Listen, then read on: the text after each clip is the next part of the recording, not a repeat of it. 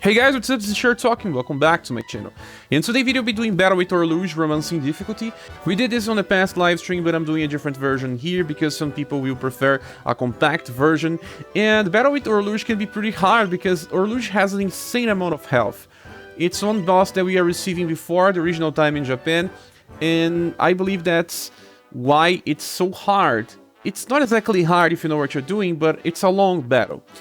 This boss attacks with Slash, Blunt, Cold, Lightning, and Moon, so it's hard to choose a single one to defend against. But if you're playing right, it doesn't really matter which one you want to defend against. Then he can also inflict Sleep, Confusion, and Berserk. Confusion and Berserk can be a little worrisome. Sleep is not, you just recover when you would get attacked again. And I think that Confusion is the worst one. If you can bring equipment to resist Confusion, it's okay. I will not be doing this because I'll be doing a different strategy, but it's still viable. The boss is only weak against Sun, and a little weak against Heat, but 20 points, it's not enough to justify having the weak on the screen. So if your characters have the passive that increases damage when you have weak, it will not work against Orlouge. So try to bring Sun damage. Also, he's resistant against all types of status elements. Don't try to bring anything related to this. If you don't have sun damage dealers, but you do have another one that is pretty strong with some other elements, it's okay, unless it's Moon. Don't bring Moon into this fight. Okay, so I'll be explaining my first strategy, and this one is the fastest one I could make, because it relies on having Mirza as a full AoE healer and also a huge source of damage. Actually, Blue is the one that deals the most damage here, but Mirza also do very good damage with Steel Blade Light. This attack here, it's extremely powerful, and Mirza is a unique character that cannot be replaced in this composition. The only character that can be replaced is Princess White Rose or Mei Ling. Narwhal's Daughter Blue and Mirza are the key characters here. And if you don't have Princess White Rose, you can bring Beauty, because you need something that is extremely important in this composition, and it's agility debuff. You need to debuff the agility from this boss so that he misses the attacks, and also decrease the damage that comes from his martial arts techniques. And that's the reason why we have Princess White Rose. Also, Ray of Hope will be useful to remove Berserk or Confusion if we get this. Then Narwhal's Daughter is here because she's overpowered. She has Water Festival, one of the best skills in the game, where she buffs everyone else and gets one more BP. Very interesting thing. Is inherent revitalizing water. So, well, if you need an emergency healer, you also have this. I get her in the front line because if she dies, she heals the whole squad. That's one of her passives. That's this one here, Dare to Hope too. My Princess White Rose is also on the front because I want her to decrease agility on start. Then I have Mei Ling. Mei Ling is here because of her last skill called Solar Shot. It gives her Say. It increases the sun damage of the whole squad for 2 turns. This is also good to increase the damage of Blue. Triple S attack damage as well, pretty strong. She only lacks an SS weapon, but, well, an S Light Plus is good enough. Blue is here because he's my strongest damage dealer with the maxed Light Cado Sales, and he will just keep using Storm Burst. I could just use Heatwave to buff agility if I want, but no, I just want my Blue to use damage. And Mirza has his Steel Blade Light maxed. He's the one that is on the back. He's on the back because, well, I want all the other characters to get an intelligence buff. And I'm also just using an STR plus weapon because I really don't care about the counter damage. And let's just use this. Okay, the battle started. I'll be explaining some stuff here. On this strategy, I'm not bringing any debuffer besides agility debuff. Debuffing agility will make him miss some attacks. I don't need an intelligence debuff here because Mirza can just keep healing our characters to full health. And it's a faster strategy than the ones that needs debuff. So, let's start with Chocolate Ball with White Rose, then we go for Water Festival, then I'll be using Solar Shot on this turn, or maybe not, we can just save a little and just use normal attacks with all the 3 characters. We start doing our skills after Narwhal's Daughter uses Water Festival. Yes, exactly what we wanted. Orlouge doesn't start too strong. Actually, the damage that he uses on the first, second, and third turn is pretty low. Okay, so now we can just use Chocolate Ball again.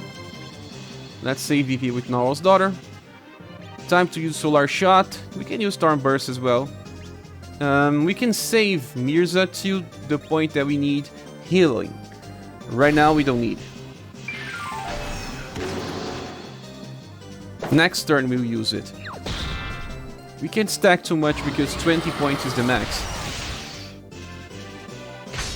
As you can see, the damage from blue is pretty strong.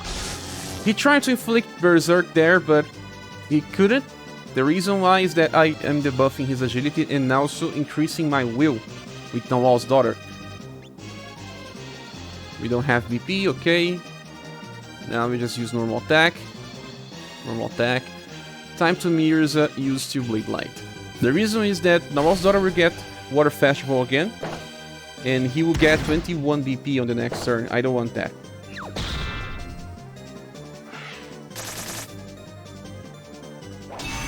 Because our agility is increasing with every new Water Festival, Orlouge will start to miss, at least for now. Water Festival again. We can use Solar Shot now, but I recommend you not doing it. Stacking some BP because we want to use Overdrive.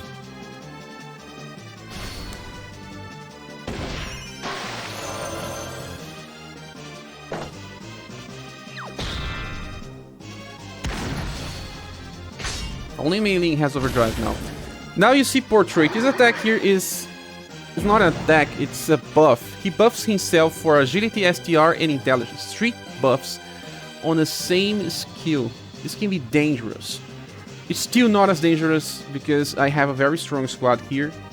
But if you have a debuff squad, it will be easy to debuff again. But I have to keep an eye on my HP. Let's keep going here till we get an Overdrive.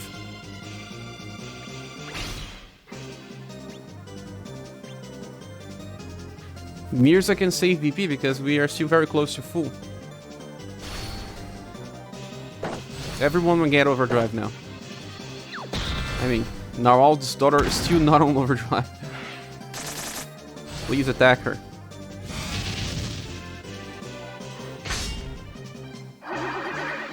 He got Berserk. That is actually not a good thing because he will use Steel Blade. But we want him to be controllable after that. So let's use Ray of Hope. Water Festival. I don't know if I call for Overdrive. I will not be calling. Let's use Solar Shot now. Storm Burst. Next turn we use Overdrive. With everyone.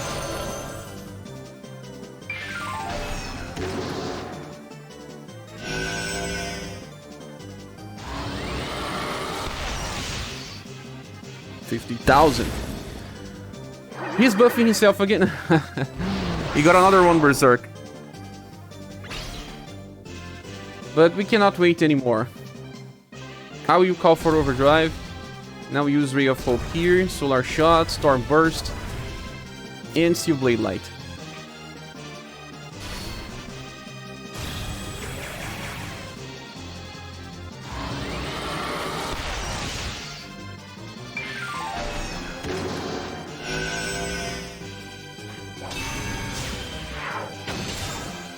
Yeah, everyone is back on full health. At least this time it didn't land. We are back for Shockleaf Ball. For now, I'll just use Water Festival here. We can heal again. But do we need that? I'll be healing.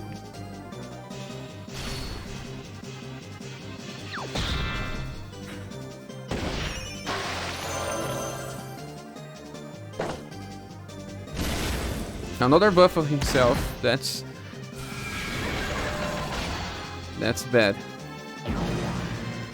At least we are healing back. We need to finish him because he's getting too strong. Still manageable.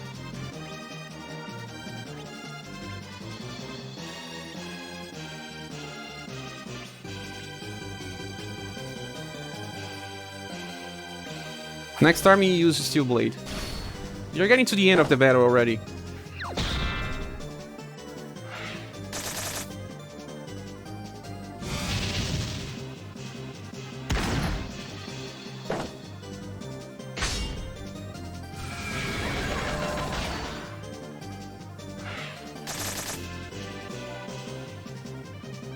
Okay, I think I would just guarantee a Water Festival buff by calling Overdrive.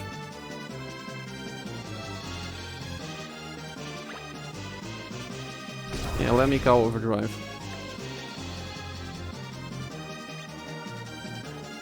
I will be attacking with everyone now. I'm guaranteeing that she will go first with Overdrive. She may die on this turn, but it's still okay because she will heal the squad.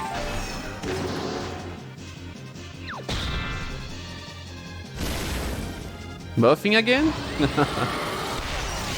Next turn we win, I think.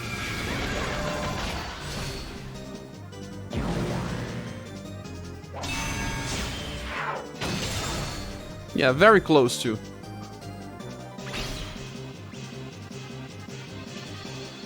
At this time I just buff my wheel.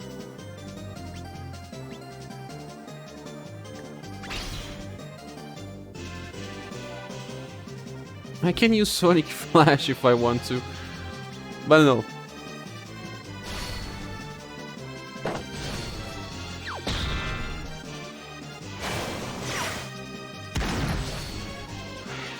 You're on Overdrive again.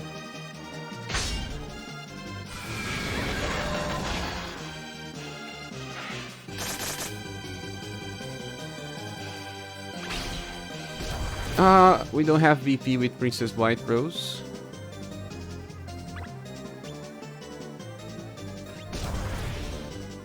But we would just kill him.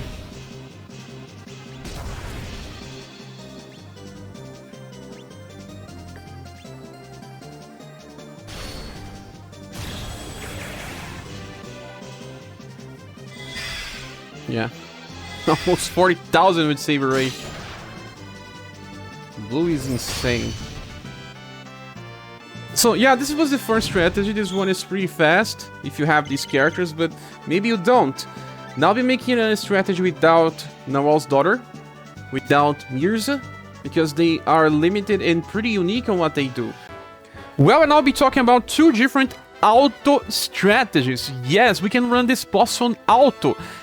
It's a long fight, you need to have the perfect units, and let me tell you something, if you still didn't summon for this version of Genie, she's on a returning banner, her banner, and today I still suggest you summoning for her. You will only have to spend 18,000 gens on max if you have a bad luck, maybe you can get her earlier, and she is extremely important in future boss fights.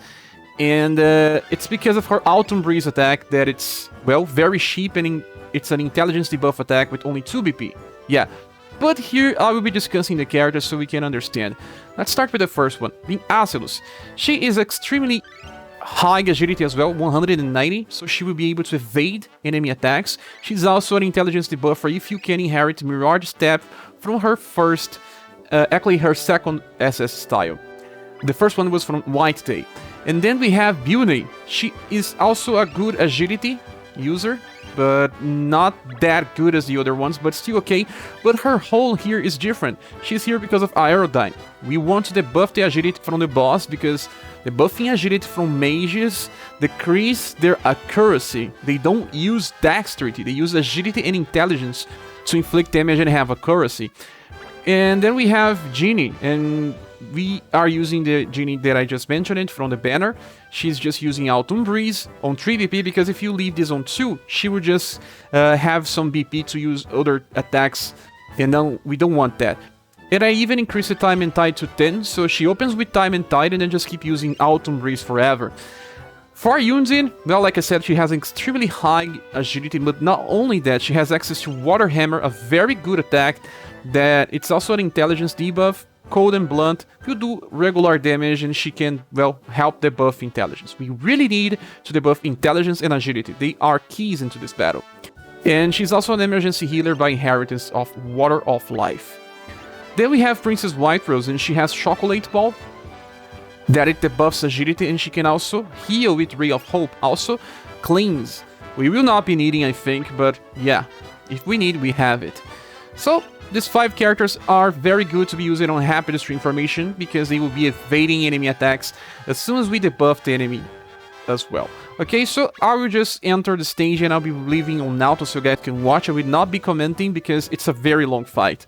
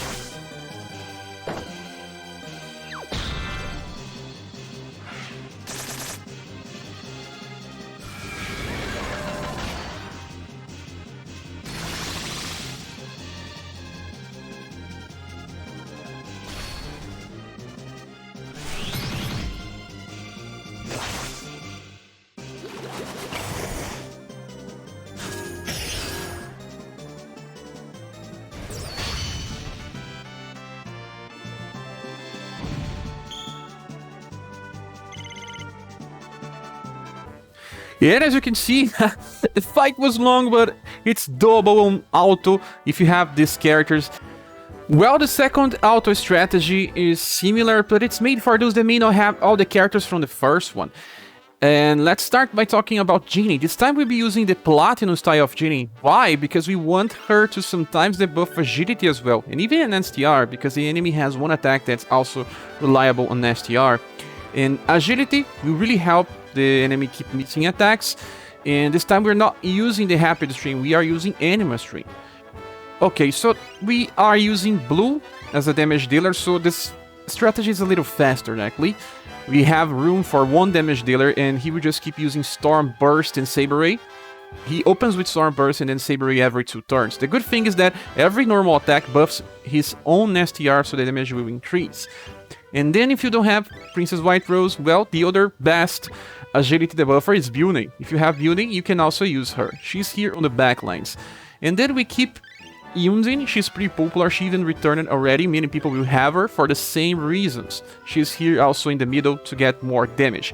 And now let me tell you something, if you don't have this version of Genie, you can bring the Silver Emperor that also debuffs intelligence. If you don't have the Silver Emperor, you can also bring Acilus. Acilus has a version of herself that has Mirage Step, this version here, and you can use either this version or the new version of Acilus, this Floats My Boat that is on the Perfector banner, with that attack inherited. It also works. So, if you have those two characters, you can use them together as well if you don't have a good damage dealer like Blue.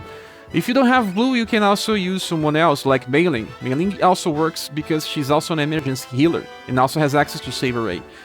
And it may be even more safe to run her. But I don't think you will lose this fight if you have all these perfect units here.